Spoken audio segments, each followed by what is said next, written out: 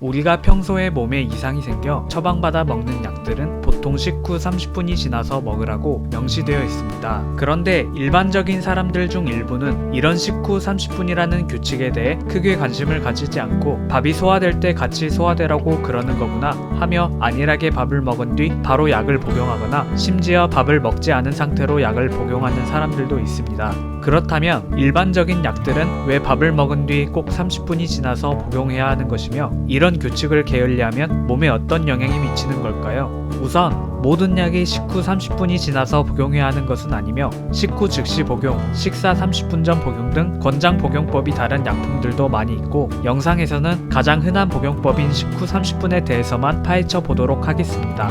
첫 번째로 위점막의 보호입니다. 공복에 약만 복용할 경우 위액이 충분히 분비되지 않아 약이 제대로 녹지 않은 채 위장에 남아있을 수 있으며 이런 점 때문에 식후 복용을 권장하는 것입니다.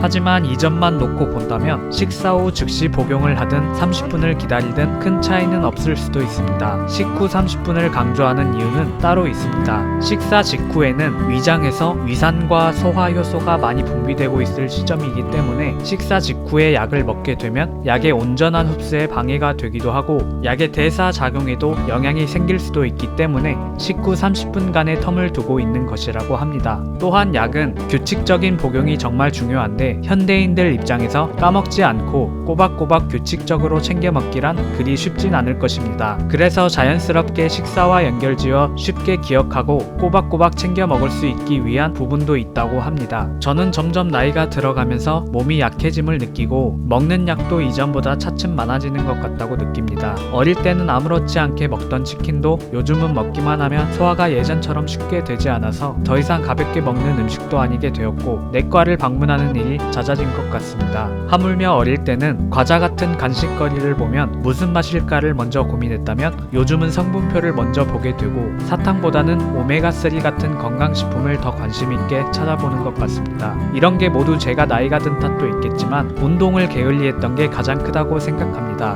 몸이 아프면 약을 먹어야겠지만 미리 아프지 않게 규칙적인 생활을 하고 운동도 게을리하지 않는 게 그 어떤 약보다 더 중요한 것이 아닐까 싶네요. 오늘 영상도 유익하셨길 바랍니다. 감사합니다.